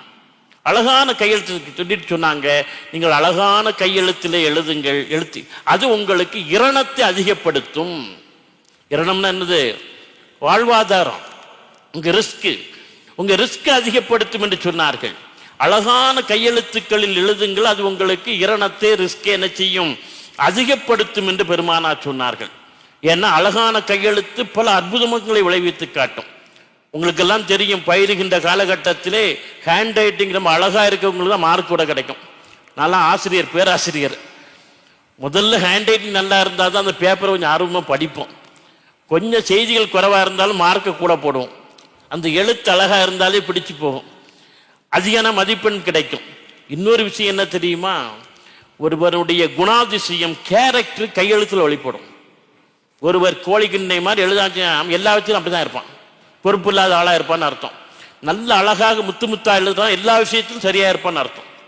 கையெழுத்தை வச்சு கண்டுபிடிச்சிருவாங்க. நீங்க மனநிலை மருத்துவர்களை, உளவியல் நிபுணர்களை ஏதாவது பிரச்சனை என்ன சந்திக்க போனீங்கன்னா அவங்க என்ன செய்வாங்க, டாக்டர்ஸ் இருக்காங்களே, முதல்ல என்ன செய்வாங்க, ஏதாவது மனநிலை பாதிக்கப்பட்டு போகக்கூடியவங்கள்ட்ட அவங்க ஒண்ணுமே பேச மாட்டாங்க. ஒரு பேப்பரை கொடுத்து எழுதும்பாங்க, பேனாமிங் கொடுத்து. அவங்கள அட்ரஸ் எழுது, என்ன படிச்சேன்னு உன்னை பற்றி கொஞ்சம் எழுதும்பாங்க. எழுதக்கூடிய எழுத்தை பார்ப்பார்கள். அந்த எழுத்தை வைத்துக்கொண்டு இவன் என்ன மனநிலையில் இருக்கிறான், இவன் மனநிலை கோளாறு இருக்கிறதா, மனநிலை சிக்கல் இருக்கிறதா என்பதை உளவியல் நிபுணர்கள் கண்டுபிடித்து விடுவார்கள். எழுத்து உணர்த்தி விடும். எழுத்து சாதாரணமானது இல்லை, நம்ம தலையெழுத்து. அது நீ அழகா எழுதுனின்னு சொன்னா அவன் தலையெழுத்து நல்லா இருக்குன்னு அர்த்தம். மோசமா கோழிக்கின்றது மாதிரி எழுதுனின்னு சொன்னா பொறுப்பு இல்லாத ஆளு, உனக்கு மனநிலையே சரியில்லைன்னு அர்த்தம். எழுத்து அழகாக இருக்க வேண்டும். பெருமானார் சொன்னார்கள், அழகாக எழுதுங்கள், உங்கள் தாய்மொழியை அழகாக எழுதுங்கள், அது உங்களுக்கு இரணத்தை அதிகப்படுத்தும் என்று சொன்னார்கள். அதிகப்படுத்தியது அன்றைக்கு இருந்த பல சகாபாக்களுக்கு வாழ்வாதாரம். அரபு மொழியில் அன்றைக்கு குரானை அவர்கள் அழகாக எழுதியதுதான். ஏன்னா அது ஒரு தொழிலாகவே நடந்தது. காத்திபுகள் என்று சொல்வாங்க, எழுத்தர்கள். அரபு மொழியில, அரபில குரானை அழகாக எழுதி விற்பனை செய்தார்கள். அது பெரிய வருமானத்தை பல காத்திபுகளுக்கு, எழுத்தர்களுக்கு அன்றைக்கு ஏற்படுத்தி கொடுத்தது என்றதை வரலாறு பதிவு செய்கின்றது. மாமன்னர் அவுரங்கசீப்பை பற்றி கேள்விப்பட்டிருப்பீர்கள். பெரிய சாம்ராஜ்யத்தினுடைய அதிபர். நம்ம ஊர்ல மதுரை வர அவருடைய ஆட்சி பரவி இருந்தது. ஆனால் அரசாங்க கஜானாவில் இருந்து 5 காசு 1 பைசா எடுக்க மாட்டார் தன்னுடைய சொந்த செலவுக்கு. என்ன செய்வார், தொப்பி தைப்பார், அதை விற்பனை செய்வார், அதிலிருந்து வரக்கூடிய வருமானம். அல் குரானை தன்னுடைய கைப்பட அழகாக எழுதுவார், எழுதி விற்பனை செய்வார். குரானை எழுதி விற்பனை செய்வதும் தொப்பி தைத்து விற்பதிலும் கறக்கக்கூடிய காசுதான் அவருடைய வாழ்வாதாரமாக இருந்தது என்பதை வரலாற்றில் படிக்கிறோம். தன்னுடைய ஜனாசா அடக்கத்துக்கு கூட அதில் சேமித்து வைக்கக்கூடிய ஒரு பகுதி. என் மகனிடம் கொஞ்சம் கொடுத்திருக்கிறேன், அதையெல்லாம் தான தர்மம் செய்யுங்க, சதக்கா கொடுத்துருங்க, இந்த தொகையை ஜனாசா அடக்கத்துக்கு பயன்படுத்த வேண்டும் என்று உயிர் எழுதி வைத்து விட்டே போனார். ஆனால் பெருமானார் சொன்னார்கள், அழகான கையெழுத்து இரணத்தை கொடுக்கும் என்று சொன்னால் இன்றைக்கும் கூட அதன் மூலம் சம்பாதிக்கக்கூடியவர்கள் இருக்கிறார்கள் என்பதை பார்க்கலாம். மொழி அறிவு என்று சொல்லக்கூடியது பேச்சில் மட்டுமல்ல எழுத்திலும் நிலை பெற்று இருக்க வேண்டும். எழுத்தில் நம்ம தொலைச்சிட்டுன்னு வச்சிடுங்க, ஒரு மனிதனுடைய மொழி அறிவை என்ன செய்யும், போயிடுங்கிறத பார்க்கிறோம். அரபியினுடைய இன்றைக்கும் நிலை பெற்றிருப்பதற்கு என்ன காரணம் சொன்னால் அது மொழி எழுத்து ரீதியாக இலக்கண இலக்கியம் உடையதாக இருப்பதுதான் அதனுடைய சிறப்பு. தமிழுக்கும் அதான் சிறப்பு. இங்க இருப்பது போல தமிழில் இருப்பது போல இலக்கிய வளம் இலக்கண வளம் 2000 ஆண்டுகளுக்கு முந்தைய இலக்கண வளம் உலகத்தில் வேற எந்த மொழியிலும் கிடையாது. தமிழுக்கு இருப்பது போல வேற எந்த மொழியிலும் கிடையாது. அதனால்தான் அது செம்மொழி, கிளாசிக்கல் லாங்குவேஜில் ஒன்றாக இருக்கிறதுன்னு பார்க்கிறோம். அதனால எழுத்தை எப்பொழுது ஒருத்தர் இழக்கிறார்கள் என்று சொன்னால் வேறு மொழியினுடைய தாக்கம் அதிகமாக இருக்கிற பொழுது எழுத்தை இழக்கிறார்கள். பேச்சு மொழியில் மொழியினுடைய அசலை இழக்கிறார்கள். சோவியத் யூனியன் பற்றி கேள்விப்பட்டிருப்பீங்க, பெரியவங்களுக்கு எல்லாம் தெரியும். இந்த காலத்து பெரிய இப்போ தலைமுறைக்கு அதுதான் தெரியாது. ஒரு 16 நாடுகளுடைய கூட்டமைப்பு, ரஷ்யா தான் தலைமை தாங்கியது, மாஸ்கோ தான் அவனுடைய ஹெட் குவார்ட்டர். 14 நாடுகளுடைய கூட்டமைப்பாக சோவியத் யூனியன் அன்றைக்கு உலகத்தில் முதல் வல்லரசு, அதுதான். அமெரிக்காலாம் 2வது தான் வல்லரசாக திகழ்ந்தது. 69 ஆண்டுகள் தான் சோவியத் யூனியன் நிலை பெற்றிருந்தது. அதுக்கு பிறகு அது சின்ன பின்னமாக சிதைந்து மீண்டும் 16 நாடுகளாக உடைந்து போய்விட்டது. இதற்கு என்ன காரணம் என்று ஆய்வாளர்கள் 2 காரணத்தை சொல்கிறார்கள். ஒன்று என்ன என்று சொன்னால் அதிகாரம் முழுக்க மாஸ்கோவை நோக்கி குவிக்கப்பட்டது. 16 ஸ்டேட்ஸ்ல நாடுகள், ஆனால் அதிகாரம் முழுக்க எங்கே போச்சு, டெல்லிக்கு இன்னைக்கு கொண்டு போறது போல மாஸ்கோவுக்கு போயிடுச்சு. அதனால மக்கள் தங்களுடைய அதிகாரங்களை இழந்து தனித்துவமாக மீண்டும் உருவாக வேண்டுங்கிற எண்ணத்தை அது விதைத்து விட்டது. 2வது காரணம் தான் முக்கியமான காரணம், ரஷ்ய மொழியை அதிகமாக திணித்தார்கள். ரஷ்ய மொழியை அதிகமாக திணித்த காரணத்தினால் அந்த மொழி சார்ந்து தாய்மொழி சார்ந்த இழப்பு அவர்களுக்கு இது போன்ற ஒரு கூட்டமைப்பினுடைய சிதைவுக்கு எண்ணத்தை வித்திட்டது என்று ஆய்வாளர்கள் சொல்லி காட்டுறாங்க. குறிப்பாக அதில் பிரிந்த நாடுகளில் வந்து கஜகிஸ்தான், இஸ்லாமிய நாடு கஜகிஸ்தான். அந்த நாட்டினுடைய தாய்மொழி கசாஸ் மொழி. என்ன ஆகிப்போச்சுன்னு சொன்னா கசாஸ் மொழியுடைய எழுத்துக்களே அழிந்து போகக்கூடிய அளவுக்கு ரஷ்ய மொழி ஆதிக்கம் செலுத்தியது. எந்த அளவுக்கு என்று சொன்னா அங்கு அல்மாட்டி என்று சொல்லக்கூடிய நகரத்தில் நேஷனல் லைப்ரரி இருக்கிறது, தேசிய நூலகம். கஜகிஸ்தான் தனியாக பிரிந்து வந்தவுடன் அந்த அல்மாட்டி நூலகத்தில் 30 லட்சம் ரஷ்ய நூல்கள் இருந்திருக்கின்றன. 1-2 இல்லை, எத்தனை லட்சம், 30 lakhs ரஷ்ய மொழி நூல்கள் இருந்திருக்கின்றன. அவன் எப்படி திணிச்சிருக்கான் பாருங்க மொழியை. இன்னைக்கு சமஸ்கிருதத்தை திணிக்கிறேன், ஹிந்தியை திணிக்கிறேன்னு சொல்றான்ல, இதான் கதை. 30 லட்சம் ரஷ்ய நூல்கள் இருந்திருக்கின்றன.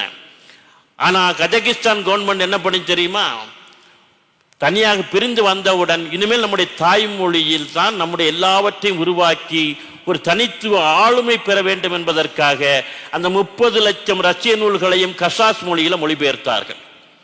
அதற்கான வல்லுநர்களை வைத்து 12 ஆண்டுகள் தொடர்ந்து பெரிய ஏகப்பட்ட வல்லுநர்களை வைத்து கசாஸ் மொழியில மொழிபெயர்த்து பெற்ற பிறகு என்ன செய்தா தெரியுமா, 30 லட்சம் ரஷ்ய நூல்களையும் தீயிட்டு கொளுத்தி தீயின் நாவுகளுக்கு தின்ன கொடுத்து விட்டார்கள், அழிச்சிட்டாங்க. இன்றைக்கு கஜகிஸ்தான் தன்னுடைய சொந்த மொழியில கசாஸ் மொழியில தன்னிறைவு பெற்ற ஒரு நாடாக இருக்கின்றது. எந்த நாட்டிடமும் அது கையேந்துவது கிடையாது. அப்படியானால் ஒரு தாய்மொழியின் மூலம் ஒரு தேசம் என்ன செய்ய முடியும், கம்பீரமாக இருக்க முடியும் என்பதற்காக வேண்டித்தான் இந்த வரலாற்றை நான் சொல்கின்றேன். அதுவும் மலேசியாவில் சொல்ல வேண்டிய அவசியம் இருக்கிறது. இங்கே வாழுகின்ற தமிழ் முஸ்லிம்கள் மற்ற தமிழ் சகோதரர்களை பற்றி பேச, அவர்களெல்லாம் தமிழை பேச்சிலும் எழுத்திலும் தக்க வைத்துக் கொண்டிருக்கிற பொழுது தமிழ் முஸ்லிம்கள் பேச்சில் தான் தக்க வைத்திருக்கிறார்கள். இளைய தலைமையிடம் எழுத்தும் வாசிப்பும் காணாமல் போனது வேதனைக்குரிய விஷயம். உங்கள் அடையாளம் 2 தான், ஒன்று இஸ்லாம், இன்னொன்று தாய்மொழி தமிழ். நம்முடைய இளைய தலைமுறை இன்றைக்கு எழுத்திலும் பேச்சிலும் தாய்மொழியை விட்டுவிட்டார்கள் என்று சொன்னால் வருங்காலத்தில் அவர்கள் என்ன ஆவார்கள், அவர்களுடைய அடையாளம் என்ன என்பதை கேட்கணும். இன்னைக்கு மலாய் மொழியை ஆங்கிலத்தில் எழுதி கொண்டிருக்கிறார்கள். இது போன்ற ஒரு நெருக்கடியில் அவர்கள் எழுத்தை விட்டுவிட்டே தான் காரணம்.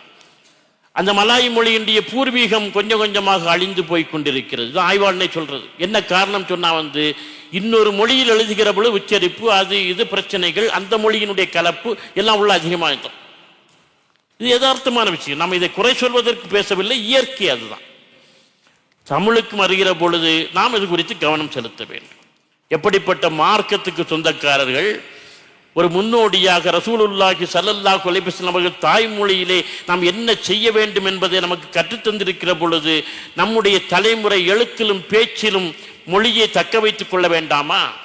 என்ன கோளாறு என்று சொன்னால் வீட்டிலேயே மலாயில் பேசுகிறார்கள். நம்முடையவர்கள் பிள்ளைகளிடம் ஆங்கிலத்தில் பேசுகிறார்கள். வெளியே போகட்டும், பயிலுகின்ற இடத்தில், வேலை பார்க்கின்ற இடத்தில், தொழில் ரீதியாக போகிற பொழுது மலாயில் பேசுங்கள், ஆங்கிலத்தில் பேசுங்கள், உலகத்தில் எந்த மொழியில் வேண்டுமானாலும் பேசுங்கள், எல்லா வாசனும் உங்களுக்கு திறந்து கிடக்கிறது. வீடுகளிலாவது தாய்மொழி, அதுக்கு பேர் தாய்மொழி அல்லவா? எல்லா மொழிகளையும் தாய்மொழி தான் சொல்றாங்க. மலாய் மொழியிலையும் சொல்லலாம், பாஷா இப்னு கட்டாவா இதை சொல்லுவாங்க, தாய்மொழி என்று சொல்லுவாங்க. ஒரு தடவை கேள்விப்பட்டிருக்கேன். தாய்மொழி என்று சொன்னால் தாயிடம் இருந்து அந்த மொழியை முதலில் அவள் தான் கற்றுக் கொடுக்கிற பொழுது அந்த மொழியினுடைய அசலை விட்டுவிடலாமா? இது குறித்து இன்றைக்கு நாம் கொஞ்சம் கவலைப்பட வேண்டிய அவசியம் இருப்பதாக நாம் சொல்லி நினைக்கின்றோம். அரபி மொழியை பொறுத்தளவில் அவர்களுடைய மொழியின் சிறப்பு என்ன தெரியுமா? சாதாரண உரையாடல்களே கவித்துவமாக அமைந்திருக்கும், இலக்கிய நயத்தோடு அமைந்திருக்கும். உரையாடல் ஒருத்தருக்கு ஒருத்தர் உரையாடி கொள்வது ஒரு இலக்கிய நயத்தோடும் அழகியலோடும் ஒரு ஈஸ்தட்டிக் சென்ஸ் என்ன செய்யும் அமைந்திருப்பதை பார்க்கலாம். ஒரு முறை அபூபக்கர் சித்திக் ரலியல்லாஹு தஆலா அன்ஹு அவர்கள், இந்த பக்கம் உமர் ரலியல்லாஹு தஆலா அன்ஹு, ரெண்டு பேரும் நல்லா வளர்ந்தவங்க, நடுவில் அலி ரலியல்லாஹு தஆலா அன்ஹு அவர்கள். அவர் ஆளு குள்ளம், 3 பேர் நடந்து போறார், ரெண்டும் வளர்ந்தவர்கள், இவர் குள்ளமா இருந்து. அப்போ உமர் சொன்னாராம், நாம 3 பேரையும் பார்த்தா இப்பொழுது லனா மாதிரி இருக்கிறது சொன்னாங்க. லனான்னு எழுதுங்க, லாம் பெருசா இருக்கும், நூனு குட்டையா இருக்கும், அலிஃபு மேல போகி லனா மாதிரி இருக்குன்ட்டு. ஒன்னு அலிரிலான்னு சொன்னா, நான் இல்லைன்னா நீங்க இல்லைன்னாராம். லலால இருக்கக்கூடிய நூனை எடுத்துருங்க, லா லான என்ன அர்த்தம்? இல்லை என்ற அர்த்தம். நம்மளை பார்த்தா லலா போல இருக்குன்னு சொன்னா நான் இல்லைன்னா நீங்க இல்லை, இந்த நூனை எடுத்துட்டோம்னா லாவாயிரும், லானா இல்லைன்னு அர்த்தம். என்ன அழகான உரையாடல் பாருங்க. நபித்தோழர்களிடம் இந்த அழகியல் உரையாடல்களில் இருந்ததை பார்க்கலாம். பெருமானார் நபிகள் நாயகம் ஸல்லல்லாஹு அலைஹி வஸல்லம் வபாத்தான நேரத்திலே அன்னை ஆயிஷா அவர்கள் ரொம்ப வருத்த வேதனையோடு இருந்த பொழுது தோழிகள் ஆறுதல் சொல்லுகிற போது சொன்னார்களாம், என்னுடைய துக்கத்தை, என்னுடைய வேதனையை, என்னுடைய துக்கத்தை பகலின் மீது வைத்தால் அது இரவாகிவிடும் என்று சொன்னார்களாம். என்னுடைய துக்கத்தை பகலின் மீது வைத்தால் அது இரவாகிவிடும் என்று சொன்னார்களாம். ரசூலுல்லாஹி ஸல்லல்லாஹு அலைஹி வஸல்லம் அவருடைய இளம் வயதில் அவருடைய நேர்மையை, நாணயத்தை, எல்லாவற்றையும் அன்னை ஹதீஜா ரலியல்லாஹு தஆலா அன்ஹா அவர்கள் பார்க்கிறார்கள். அவரை மணந்து கொள்ள வேண்டும் என்று அவர்கள் ஆசைப்படுகிறார்கள். தன்னுடைய தோழி நபிசாவோடு பேசுகிறார்கள், அந்த ஆசையை பகிர்ந்து கொள்கிறார்கள். அப்பொழுது சொல்கிறார்கள், நபிசா, அந்த தங்கப்புறா இந்த பொட்டல் காட்டுக்கு அடைய வருமா? என்ன அழகு பாருங்க. பெருமானார தங்கல் புறா என்றும் தன்னை பொட்டல் காடுங்கிறாங்க. ஏன்னா 2 முறை விதவையானவங்க. அந்த தங்கப்புறா இந்த பொட்டல் காட்டுக்கு அடைய வருமா, தங்க வருமா என்று கேட்கிறாங்க. உடனே நபிசா சொன்னார்கள், ஹதீஜா நாயகியாரே, நீங்கள் பொட்டல் காடல்ல பூந்தோட்டம், நீங்கள் பொட்டல் காடல்ல பூந்தோட்டம், அந்த தங்கப்புறா இந்த சோலையிலே தங்க வரும். என்ன அழகான உரையாடல் பாருங்க. தங்க வந்ததா இல்லையா? இது அற்புதமான உரையாடல்களாம் அன்றைக்கு நடந்தன. எத்தனை கவிஞர்களை பெருமானார் கொண்டாடினார்கள் அன்றைக்கு. ஏன்னா ஒரு தாய்மொழி பேசுகிற பொழுது இலக்கிய வளம் என்பது ஒரு முக்கியமான விஷயம். பெருமானார் மக்காவை கைப்பற்றிய நேரத்திலே ஒருவன் மட்டும் தலைமறைவாக ஓடிக்கொண்டிருக்கிறான். ஏன்னா காபிப் பின் சுவைல் என்று சொல்லக்கூடிய ஒரு கவிஞன் பெருமானாரை கவிதையில் வசைபாடுவதையே தொழிலாக சொன்னான். மக்காவை வெற்றி பெற்று விட்டார். அவர் கண்ணில் பட்டவன நம்ம தலை போச்சு இன்னைக்கு, அவ்வளவுதான், விடமாட்டாங்க. தோழர்கள் பார்த்தா கூட மாட்டாங்கன்னு தலைமறைவா ஓடிக்கிட்டு இருக்கான். ஒரு வியாபாரி பார்த்தார், என்ன கவிஞரை இப்படி தலைதெறிக்க எங்கே ஓடுகிறீர் என்று. இல்லை, முகம்மது மக்காவை கைப்பற்றி விட்டார், அவரை கவிதையில் பொய்யர் என்றும் பித்தலாட்டக்காரர் என்றும் சூனியக்காரர் என்றும் கவிதை பாடுவதையே தொழிலாக கொண்டிருந்தேன். அவர் கண்ணில் பட்டால் தலை தப்பாது, அதனால் தான் எல்லாரையும் மன்னிச்சிட்டார். அத்தனை பேரை மன்னித்து விட்டார். கொடூரத்தின் எல்லை வரை சென்று அவரையும் அவருடைய தோழர்களையும் கொடுமைப்படுத்தி அத்தனை பேரையும் மன்னித்து விட்டார். ஒன்னே மன்னிக்க மாட்டாரா? வந்து மன்னிப்பு கேளு, மன்னிச்சிருவான்னு சொன்ன உடனே, அப்படியான எனக்காக வேண்டி நீங்கள் பேசுங்கள் என்று அந்த வியாபாரியை அழைத்து கொண்டு காபு பின் சுஹைல் பெருமானாருடைய தர்பாருக்கு வருகிறார். முகத்தை ஒரு துணியால மறைச்சிருக்கார். அப்பொழுது அந்த வியாபாரி கேட்க, யார சொல்லுல்லா, எல்லோரையும் மன்னித்து விட்டீர்கள், எத்தனை பேரை மன்னிச்சிருக்காங்க, கௌபாவில் தொழக்கூடாதுன்னு சொன்னவரை மன்னிச்சிட்டாங்க, தன்னுடைய மகளாருடைய கற்பத்தில் அம்பு எய்தவரை மன்னிச்சிட்டாங்க, சிறிய தந்தையாருடைய ஈரக்கொலையை கடித்து துப்பி எல்லாரையும் மன்னிச்சிட்டீங்க, உங்களை வசைபாடுவதையே தொழிலாக கொண்டிருந்த காபு பின் சுஹைல் வந்தாலும் மன்னிப்பீர்களா என்று கேட்டவுடன், அதற்கென்ன, மனம் மாறினா மன்னித்து விட போகிறேன் என்று சொன்னாங்க. உடனே முகத்தை மூடியிருந்த துணியை விளக்குகிறான், பெருமானாருடைய கையை பற்றுகிறான், ஏகத்துவ வாக்கு சொல்லி இஸ்லாத்தை ஏற்றுக்கொள்கிறார் காபு பின் சுஹைல் ரலியல்லாஹு தஆலா.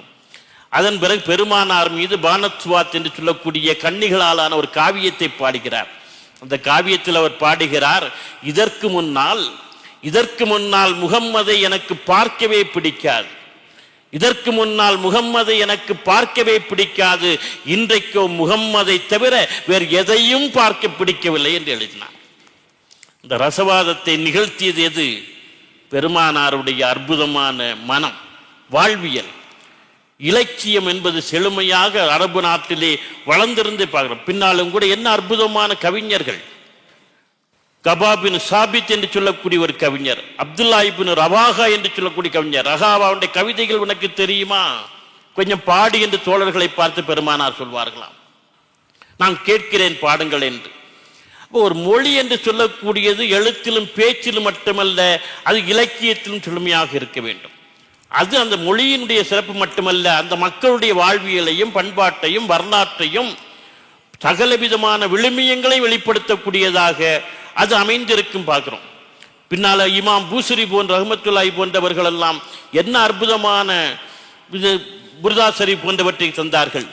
கவிக்கு அப்துல் ரஹ்மான் அவர்கள் சொல்ல, புர்தா ஷரீப் என்பது ஆசிக்கே ரசூல், ரசூலுடைய முகப்பத்தை பிரியத்தை நமக்கு பெற்று தரக்கூடியது என்று அவர்கள் சொல்லி காட்டுவார்கள்.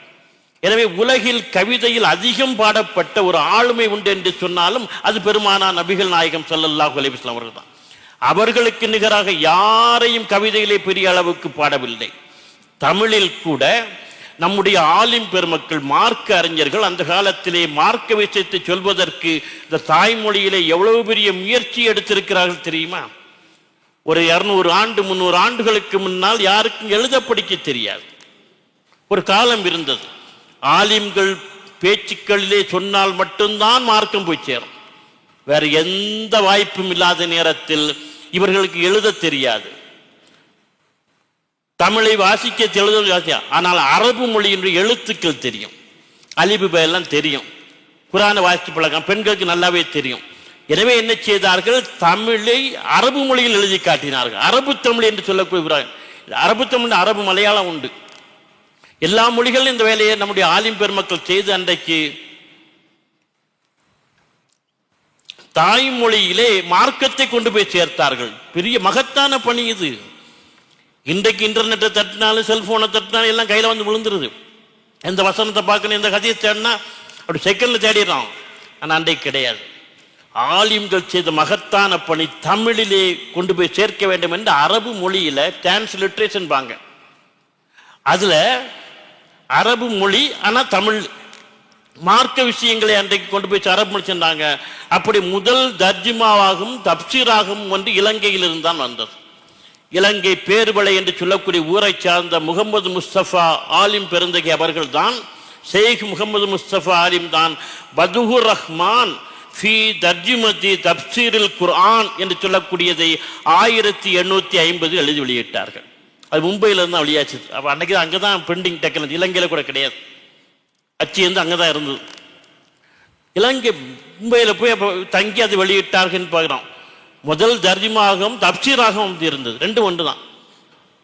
முகமது சாலி தான் வெளியிட்டார். அதுதான் முதலாக நம்முடைய தாய் மொழியில் நமக்கு கிடைத்த தர்ஜிமா தப்சீர். அதன் பிறகு 1920க்கு பிறகுதான் மௌலானா மௌலவி SS அப்துல் காதர் பாக்கவி அவர்கள், அக்கா அப்துல் சமது பாக்கவி போன்றவர்கள் எல்லாம் தப்சீரையும் தர்ஜிமாவையும் கொஞ்சம் கொஞ்சமாக சின்ன சின்ன வெளியீடாக நமக்கு கொண்டு வந்து சேர்த்தான் பார்க்கிற பொழுது நமக்கு தமிழில் மார்க்கத்தை தந்தவர்கள் யார், தருவதற்கு அவர்கள் எடுத்துக்கொண்ட முயற்சி என்ன? இன்னைக்கு ரொம்ப சாதாரணமாக பேசுறாங்க. ரொம்ப சாதாரணமாக மல்லாந்து கடந்து இவர் எல்லாத்தையும் அங்கே வாங்கிட்டே மாதிரி, இவருக்கு வகி வந்தது மாதிரி இவர் இன்னைக்கு பேச ஆரம்பிச்சிட்டாங்க. இந்த ஆலிம்கள் செய்த மகத்தான பணி என்பது சாதாரணமான விஷயம் இல்லை. தாய்மொழியில் உன்னை இன்றைக்கு முஸ்லீமாக வாழ வைத்தவர்கள் அவர்களாக இருக்கிறார்கள். இந்த மதிப்பை இன்றைக்கு நாம் பேசியாக வேண்டிய அவசியம் இருக்கிறது என்பதை பார்க்கிறோம். அன்னைக்கு முஸ்லீம்களாக மாறியவர்களிடம் பல சடங்குகள் இருந்தன, பிற சமய சடங்குகள் இருந்தன. பிள்ளை பேரு சடங்கு, திருமண சடங்கு, பூப்புனித சடங்கு என்று நிறைய இருந்தன. இந்த சடங்குகளை விட்டு அவர்களை அப்புறப்படுத்தி ஒரு இஸ்லாமிய ஒரு கலாச்சாரத்துக்குள்ளே கொண்டு வருவதற்கு அன்றைக்கு ஆலிம்கள் முயற்சி செய்தார்கள். அது பிள்ளை பேர் சடங்குலாம் சிலவற்றை நடத்தாவிட்டால் நம்ம அம்மாமார்களுக்கு தூக்கம் வராது. நிறைய சடங்கு செய்துட்டு இருந்தாங்க. அதனால மாப்பிள்ளையில போய் ஆலிம் என்ன செய்தார், நம்முடைய அசரத் பிறந்தையுடைய சொந்த ஊர் காயல்பட்டினத்தில் பிறந்து வளர்ந்த மகத்தான பெரிய மார்க்க அறிஞர், பெருங்கவிஞர், அரபு தமிழிலே அன்றைக்கு தலைஃபாத்திகா என்று ஓதினார். நீ அந்த சமுதாயத்து சடங்கெல்லாம் பின்பற்றாத, 8ஆவது மாசமோ 9ஆவது மாசமோ அந்த கர்ப்பிணி பெண்ணை சபை நடுக உட்கார வைத்து தலைஃபாத்திகா ஓது, விருந்து கொடு, அதில் பாத்திமா நாயகி போல பிள்ளை பிறக்கணும், ஹசன் ஹுசேன் போல பிள்ளை பிறக்கணும் என்றெல்லாம் பாடக்கூடிய அரபு தமிழில் தலைஃபாத்திகாவை ஓதி கொடுத்த பிறகுதான் அந்த சடங்குகளை விட்டுவிட்டு நம்மவர்கள் முழுக்க ஒரு இஸ்லாமிய வட்டத்துக்குள்ளே வந்தார்கள். இதெல்லாம் தாய்மொழியின் மூலம் இந்த மார்க்கத்தை, சமுதாயத்தை செம்மைப்படுத்திய அருமையான விஷயங்கள் என்பதை நாம் பார்க்கிறோம். முதலாக தமிழிலே மார்க்க சட்ட விளக்கத்தை எழுதியவர் தக்கலை விஞ்ஞானி பீர் முகமது வலியுல்லா அவர்கள் தான். 400 ஆண்டுகளுக்கு முன்னால், 1-2 வருஷம் இல்லை, 400 ஆண்டுகளுக்கு முன் அவர்கள் எழுதிய திருநெறி நீதம் தான் முதலான மசாயில் சட்ட விஷயங்கள், மார்க்க பேணுதுகளை பேசிய நூல் தமிழில். அதுக்கு முன்னால் எதுவும் கிடையாது. அதுக்கு பிறகு 200 வருஷத்துக்கு பிறகுதான் அரபு தமிழே வருகிறது. அவர்கள் தான் கொண்டு வந்து என்ன செய்தார்கள், சேர்த்தார்கள். அதை செய்ய வைத்தவர் ஷேக் சதகத்துல்லா அப்பா அவர்கள். காயல்பட்டினம் கிழக்கரையெல்லாம் வாழ்ந்த ஷேக் சதகத்துல்லா அப்பா அவர்கள் பீரப்பாவை எழுத வைத்தார்கள். தக்கலைக்கு வருகிறார்கள் ஷேக் சதகத்துல்லா அப்பா, 2 பேரும் சமகாலம், ஒரே காலத்தில் வாழ்ந்தவர்கள். காயல்பட்டினத்தில் இருந்து தக்கலைக்கு வருகிறார்கள். வந்து பீரப்பாவோடு தங்குகிற பொழுதுதான், நான் அரபு மொழியில் பெரிய கெட்டிக்காரன், சரி நான் தமிழில் உங்களை மாதிரி புலமை கிடையாது. ஏன்னா பீரப்பா 12,000 பாடல்கள் ஞான பாடல்களை பாடியிருக்கிறார். ஞான புகழ்ச்சி, ஞான அந்தாதி, ஞான ரத்தின குறவஞ்சி என்று நிறைய பாடியிருக்கிறார். பெரிய சூஃபி ஞானி. அவருக்கு நிகராக இந்த சூஃபித்துவ சிந்தனைகளை, சித்தர் சிந்தனைகளை தமிழில் பாடியவர்கள் யாரும் கிடையாது. அதெல்லாம் தனியாக பேச வேண்டிய விஷயம். அவ்வளோ பாடியிருக்கிறார். நீங்க பாடுங்க, அதற்கான சோர்சஸ் இருக்குத, கிதாப்புகளை நான் தாரேன்னாங்க. பீர் முகமது வலியுல்லா காயல்பட்டத்துக்கு புறப்பட்டு போயிருக்காங்க. போய் சதகத்துல்லாப்பாவோட தங்கி நிறைய மார்க்க சட்ட விளக்கங்களை கற்றுக்கிட்டு அவரிடமிருந்து நிறைய கிதாபுகளை வாங்கிட்டு வந்தான். திருநெறி நீதத்தை பாடினார்கள். 800 பாடல்களுக்கு மேலே உள்ள திருநெறி நீதம் தான் முதல் மார்க்க சட்ட விளக்க நூல். அதை பாட வைத்து தூண்டிய அவருடைய முன்னுரை பகுதியிலே சதகத்துல்லா அப்பா அவர்கள் வேண்டுகோளுக்கிடங்க நான் பாடினேன் என்று பாடலே பாடியிருக்கிறாங்க. கொண்டு வந்து சேர்த்தது யார்? இன்றைக்கு சூஃபி ஞானிகளே நம்ம சாதாரணமாக பேசுகிறோம், வலிமார்களே சாதாரணமாக பேசுகிறோம். வலிமார்கள் என்று சொல்லக்கூடியவர்கள் ஏதோ தொழுது கொண்டு திக்ர் செய்து கொண்டு மட்டும் இல்லை, போர் வீரர்களாக, படை வீரர்களாக இருந்து சகிதானவர்கள். காயல்பட்டினம், கீழக்கரை போன்ற பகுதிகள் அன்றைக்கு டச்சுக்காரர்கள், கடற்கரை சார்ந்த முஸ்லிம்களுடைய வணிகங்களை எல்லாம் அழித்தொழிக்க வருகிற பொழுது இவர்கள் களத்தில் என்று போராடி சகிதானவர்கள் தான். அது நிறைய பேர்.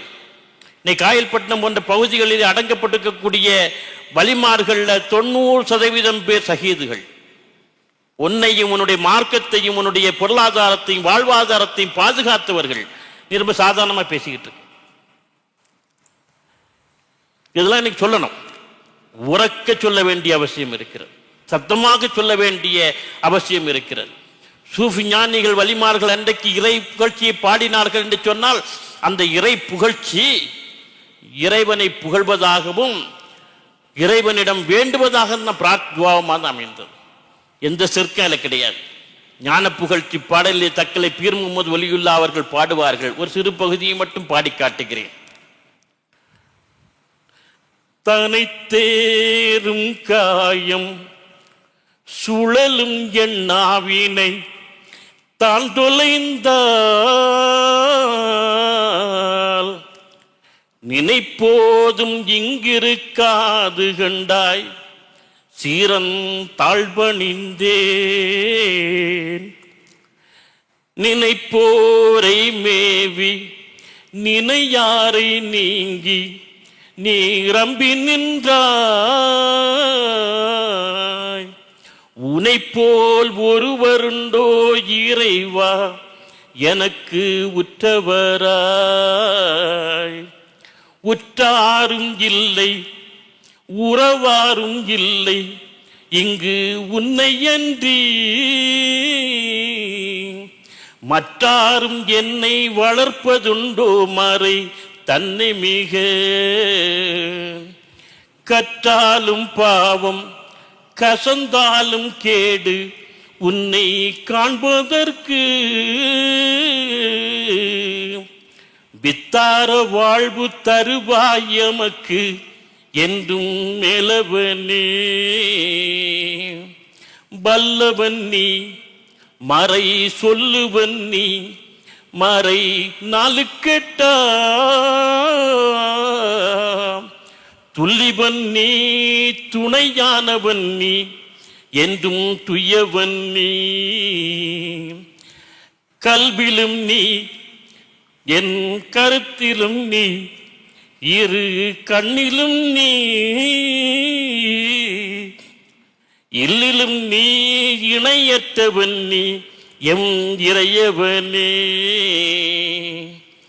ஆளவல்லான் உனை நான் நம்பினேன் உன் அடிமை என்றாய்.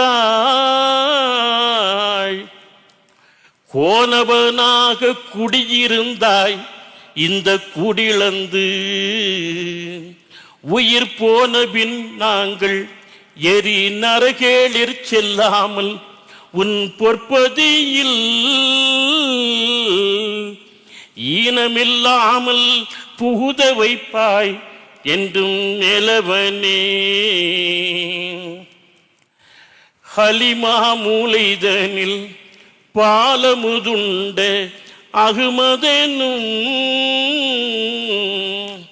புலிமான் தனக்கு பிணையாக நின்றவர் தம்புருட்டால் நிலையா உடம்பை இழந்தே உயிர் செல்லும் நேரத்திலும் உன் களிமாவை நெஞ்சுள் கலங்காமல் தா ஹக்கானவனே.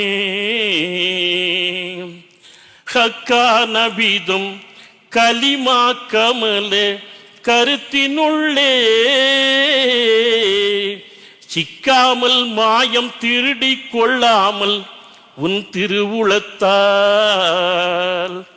எக்காலம் கூடியும் தேகம் இழந்து உயிர் ஏகிவிட்டால் மக்கா நபிதம் சஃபாத்துடன் கூட்டு எங்கள் வல்லவனே. இதையா விமர்சனம் பண்றது?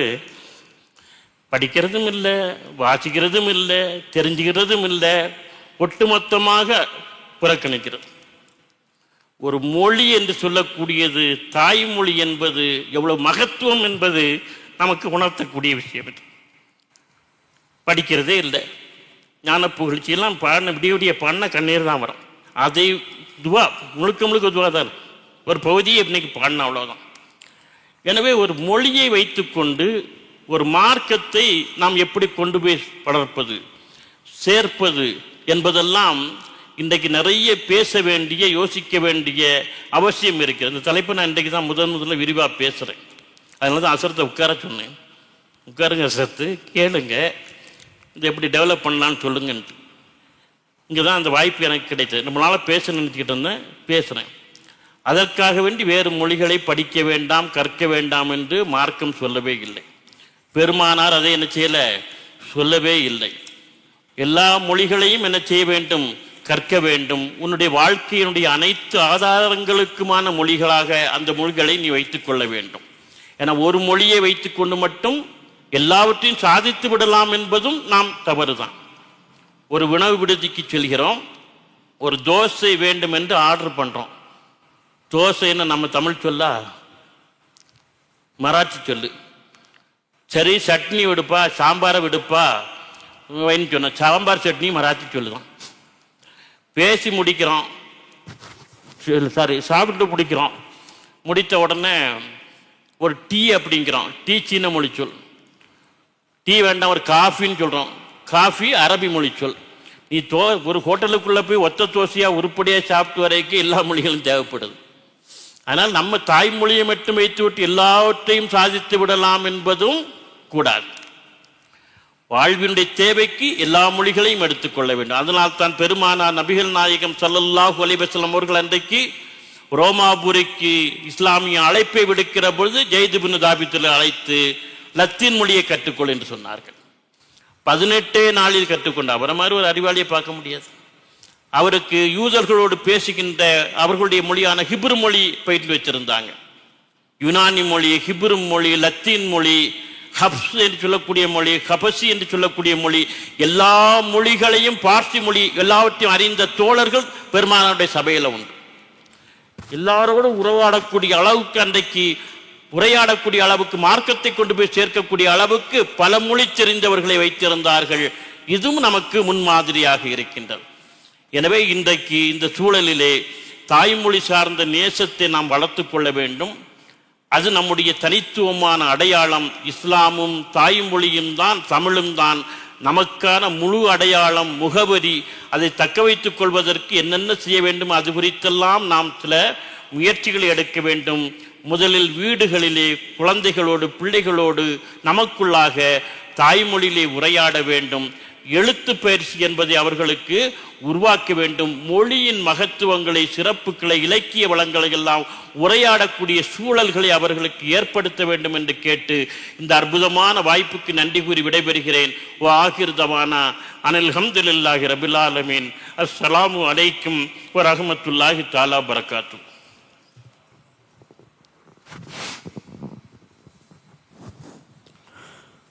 அஸ்ஸலாமு அலைக்கும் வரஹ்மத்துல்லாஹி வபரகாத்துஹு. மாஷா அல்லாஹ், மிகச்சிறப்பான ஒரு உரை நாம் செய்யப்படுத்தோம்.